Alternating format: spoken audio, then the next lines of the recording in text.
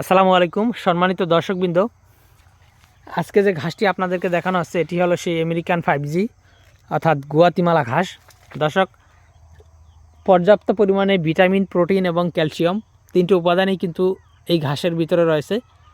দর্শক, সে কারণে এই ঘাসটিকে কিন্তু ক্যালসিয়ামযুক্ত ঘাস বলা হয়। তার কারণ হলো এই ঘাসটিতে পর্যাপ্ত পরিমাণে ক্যালসিয়ামও রয়েছে, প্রায় 30 থেকে 35% মতো কিন্তু ক্যালসিয়াম রয়েছে এই গুয়াতিমালা হাইব্রিড ঘাসে। পাশাপাশি 20 থেকে 25%-এর উপরে প্রোটিন রয়েছে এবং পর্যাপ্ত পরিমাণে ভিটামিনও এই ঘাসে রয়েছে। দর্শক, অন্যান্য যে ঘাস বাংলাদেশে রয়েছে, বিশেষ করে যারা কিংবা পাকচন বা স্মার্ট নেপিয়ার বা আরও এলিফ্যান্ট হাইব্রিড বা জাঞ্জিবার, তাইওয়ান, অন্যান্য যে ঘাসগুলো রয়েছে সেই ঘাসের থেকে কিন্তু গুয়াতিমালা ঘাসের ফলন অনেক বেশি। পাশাপাশি এই গুয়াতিমালা ঘাসের ভিটামিন, প্রোটিন এবং ক্যালসিয়াম তিনটা উপাদানই অন্যান্য ঘাসের থেকে অনেক বেশি। তবে এই ঘাসটি একটু জার্মিনেশনের ত্রুটি রয়েছে, অর্থাৎ জার্মিনেশন সবাই করাতে পারে না বা জার্মিনেশন কম হয়, এটা একটি সমস্যা। আর এই ঘাসটি হলো আপনার পানি যেই জমিতে জমে থাকবে, অর্থাৎ যেসব জমিতে পানি আটকে থাকবে সেই জমিতে আসলে এই ঘাসটা কোনোভাবেই চাষ করা যাবে না।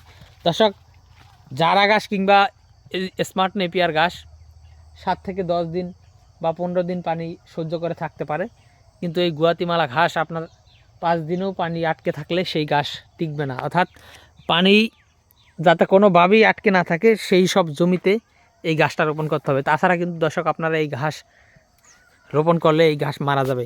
দর্শক, আমি কিন্তু অনেকগুলো কাটিং লাগিয়েছিলাম আমাদের ওই জমিতে। ওই যে দেখা যান সবুজ সবুজ দেখা যাচ্ছে, ওখানে কিন্তু আপনার জারা এবং তাইওয়ান ঘাস লাগিয়েছি। ওই জমিতে কিছুটা পানির জমি ছিল এবং আমার অনেকগুলো কাটিং লাগানো হয়েছিল। সেই কাটিংগুলো চারা হওয়ার পরও কিন্তু নষ্ট হয়ে গেছে, অর্থাৎ এক বিঘা সমান চারা হয়েছিল গুয়াতিমালা, তারপরেও কিন্তু পানি জমার কারণে মারা গিয়েছে। তো দর্শক শ্রোতা, আপনারা অবশ্যই এই গুয়াতিমালা ঘাস যে জমিতে চাষ করবেন আপনারা অবশ্যই খেয়াল করবেন যাতে করে কোনোভাবেই সেই জমিতে পানি আটকে না থাকে। পানি আটকে থাকলে এই গুয়াতিমালা ঘাস মারা যাবে। তো দর্শক, আজকে এখানে শেষ করছি। সকলকে অসংখ্য ধন্যবাদ।